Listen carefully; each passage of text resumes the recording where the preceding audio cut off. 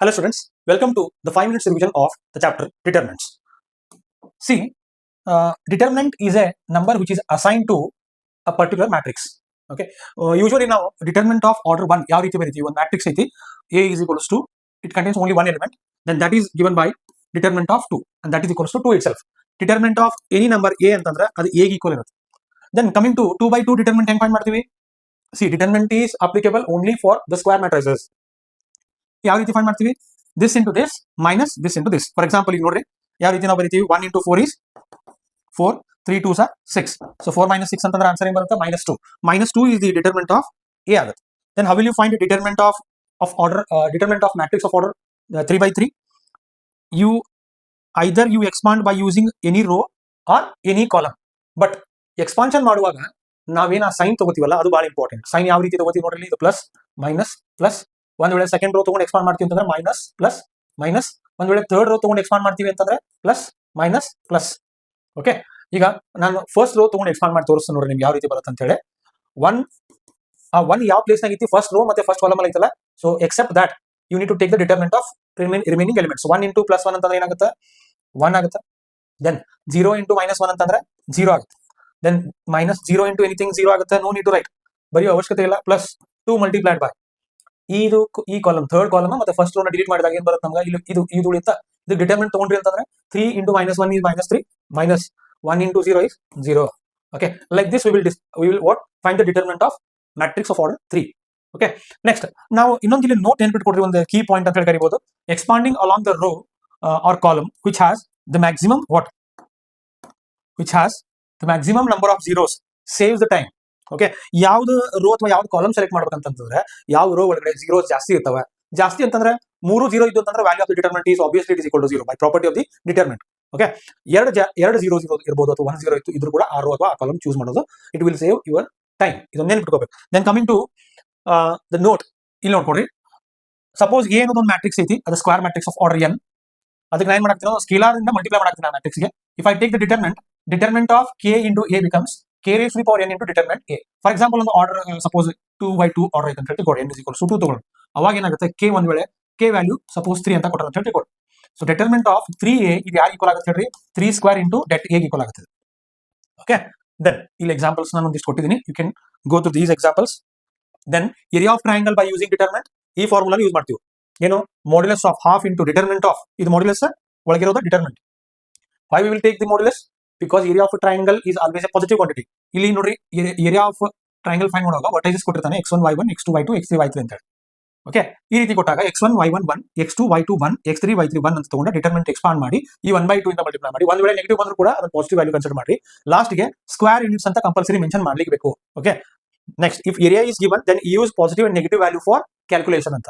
ಈಗ ಒಂದ್ ಏನ್ ಮಾಡಿರ್ತಾನೆ ಅಂತಂದ್ರೆ ನಿಮ್ಗೆ ವರ್ಟೈಸಸ್ ಕೊಟ್ಟಿರ್ತಾನೆ, 3 ವರ್ಟೈಸಸ್, ಅದರೊಳಗೆ ಒಂದು k ಅಂತ ಕೊಟ್ಟಿರ್ತಾನೆ. ರಿಮೈನಿಂಗ್ ಎಲ್ಲ ನಂಬರ್ಸ್ ಇರ್ತಾವೆ. Find the value of k so that the area of triangle formed by these vertices is equals to 35 square units, 21 square units. ಅದೇನೋ ಒಂದು ಕೊಟ್ಟಿರ್ತಾನೆ. ಓಕೆ, ಆ ಸಮಯದೊಳಗೆ ನಾವು ಏನ್ ಮಾಡ್ಬೇಕಂತಂದ್ರೆ we should use plus or minus 35 for the calculation of k value find ಮಾಡುವಾಗ. Plus value use ಮಾಡ್ಕೊಡ್ರಿ, negative value use ಮಾಡ್ಕೊಡ್ರಿ. You will get 2 values for k.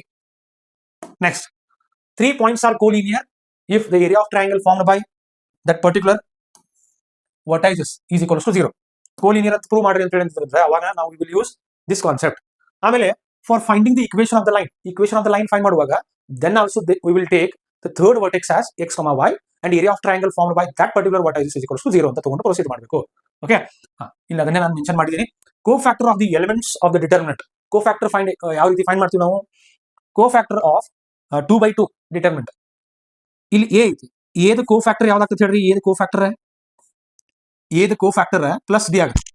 Okay, next c the cofactor ಏನಾಗುತ್ತೆ ರೀ? c the cofactor ಏನ್ ಬರೀತೀರಿ? -b. ಹೌದಾ? -b because a12 position ಆಗೈತಲ್ಲ ಇಲ್ಲಿ. So ಆಮೇಲೆ ಈ ಎಲಿಮೆಂಟ್ ದ ಕೋಫ್ಯಾಕ್ಟರ್ ಏನಾಗುತ್ತೆ ಹೇಳ್ರಿ? -c ಆಗುತ್ತೆ. ಆಮೇಲೆ ಈ ಎಲಿಮೆಂಟ್ ದ ಕೋಫ್ಯಾಕ್ಟರ್ ಏನಾಗುತ್ತೆ ರೀ? ಈ element the cofactor plus a ಆಗುತ್ತೆ. ಓಕೆ, ಸೊ a11 ಈಗ ಬರೀತೀನಿ ನೋಡ್ರಿ ನಾನು. a11 ಅಂತಂದ್ರೆ cofactor of a11 first element, first row first column element cofactor plus d. ಇದ್ರದ್ದು ಏನಾಗುತ್ತೆ ರೀ? -b ಆಗುತ್ತೆ. ಆಮೇಲೆ ಈ ಪರ್ಟಿಕ್ಯುಲರ್ ಎಲಿಮೆಂಟ್ ಏನಾಗುತ್ತೆ ರೀ? -c. ಆಮೇಲೆ ಈ particular element plus a. Sign convention ನೆನಪಿಟ್ಕೊಡ್ರಿ. Plus minus minus plus for what 2 by 2 determinant. For 3 by 3 ಯಾವ ರೀತಿ ಮಾಡ್ತೀವಿ? ನೋಡ್ರಿ ಇದಕ್ಕೆ ಸೈನ್ ಕನ್ವೆನ್ಷನ್ ಫಾರ್ಮುಲಾ ಎಲ್ಲ ಐತಿ, but will directly use the shortcut method. One ನನಗೆ ಕೋ ಫ್ಯಾಕ್ಟರ್ ಬೇಕಾಗಿತ್ತಂದ್ರೆ ಆ ಎಲಿಮೆಂಟ್ ಎಲ್ಲಿತ್ತಲ್ಲ ಆ ರೂ ಮತ್ತು ಆ ಕಾಲಮ್ ಡಿಲೀಟ್ ಮಾಡ್ಬೇಕು, ಮಿಕ್ಕಿದ ಡಿಟರ್ಮೆಂಟ್ ತಗೋಬೇಕು. ಒನ್ ಪೊಸಿಷನ್ ಏನು A11 ಪೊಸಿಷನ್ ಆಗಿತ್ತಲ್ಲ, ಸೊ ಇದು ಪಾಸಿಟಿವ್, ಇದಕ್ಕೆ ನೆಗೆಟಿವ್, ಇದಕ್ಕೆ ಪಾಸಿಟಿವ್, ಈ ರೀತಿ ನೀವು ಎಲ್ಲದಕ್ಕೂ ಸೈನ್ ಬರ್ಕೊಂಡ್ಬಿಡ್ಬೋದು. ಓಕೆ, ದೆನ್ ಹಂಗಾದ್ರೆ ಇದು ಸೈನ್ ಪಾಸಿಟಿವ್ ಬರುತ್ತೆ, ಕೋ ಫ್ಯಾಕ್ಟರ್ ದ ಸೈನ್. 5 into 2 ಏನಾಗುತ್ತೆ 10 ಮೈನಸ್ 1 into 1 ಅಂತಂದ್ರೆ -1 - into -+1.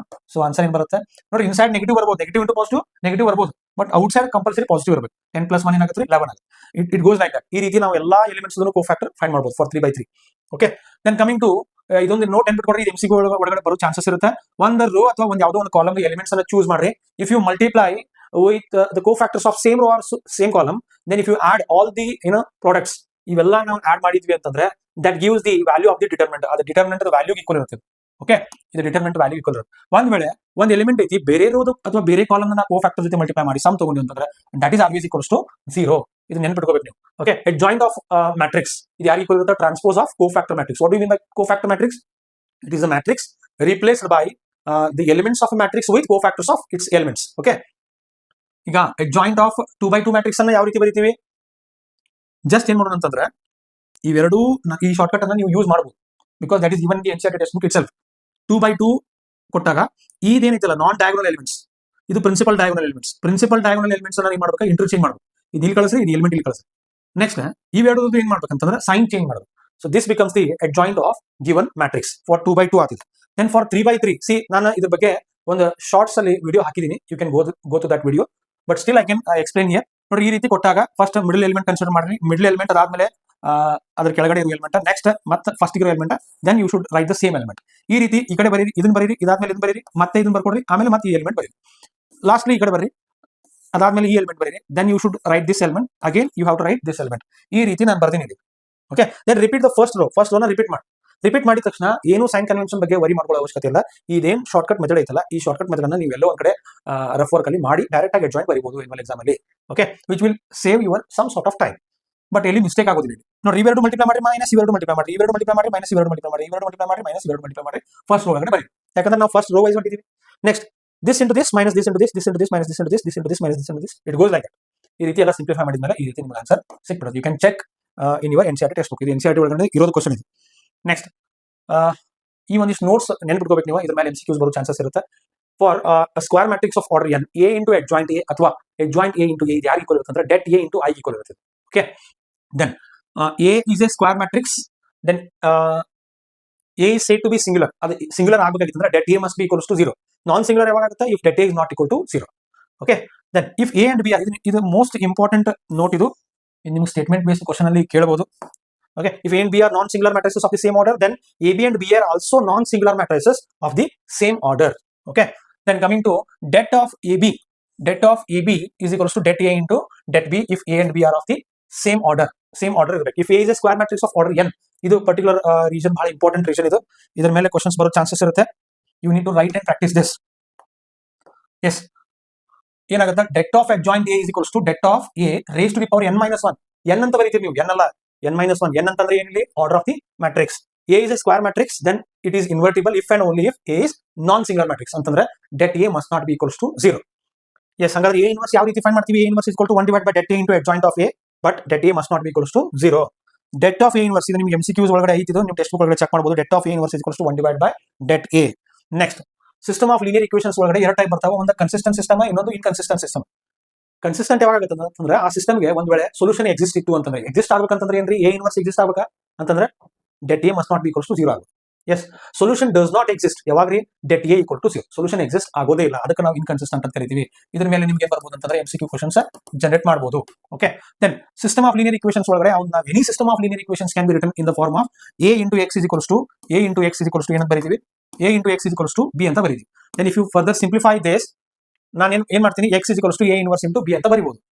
ಎರಡು ಸೈಡ್ A ಇನ್ವರ್ಸ್ ಇಂದ ಮಲ್ಟಿಪ್ಲೈ ಮಾಡಿದಾಗ ಮಲ್ಟಿಪ್ಲೈ ಮಾಡಿದಾಗ you will get this. Then that is equals to x is equals to 1 divided by det A into adjoint A. ಇದೆಲ್ಲಿಂದ ಬಂತು? A inverse formula multiplied with B. For a square matrix A in AX is equals to B, ಈ equation ಒಳಗಡೆ ಇವು ನೆನ್ಪಿಟ್ಕೊಡ್ರಿ, as it is ನಿಮ್ಮ text book ಒಳಗಡೆ copy ಮಾಡಿರೋದು. ಇದು ಬಹಳ important. Statements ಒಳಗಡೆ ಕೇಳೋ ಚಾನ್ಸಸ್ ಇರುತ್ತೆ. ಯುನಿಕ್ ಸೊಲ್ಯೂಷನ್ ಇರಬೇಕಾಗಿತ್ತು. ಯುನಿಕ್ ಅಂತಂದ್ರೆ ಒಂದು ಸೊಲ್ಯೂಷನ್ ಯಾವಾಗ? det A must not be equals to 0. det A equal to 0 ಇದ್ದು adjoint A into B is not equal to 0 ಅಂತಂದ್ರೆ ಅಲ್ಲಿ ಸೊಲ್ಯೂಷನ್ ಎಕ್ಸಿಸ್ಟ್ ಆಗೋದೇ ಇಲ್ಲ. Then det A is equal to 0 ಮತ್ತೆ adjoint A into B is equal to 0 ಬಂತಂದ್ರೆ ಎರಡೂ 0 ಬಂದು ಅಂತಂದ್ರೆ system may or may not be consistent ಇರಬಹುದು ಅಥವಾ ಕನ್ಸಿಸ್ಟೆಂಟ್ ಇಲ್ಲದೇನೂ ಇರಬಹುದು. Okay, with this I will conclude the 5 minutes revision of determinants.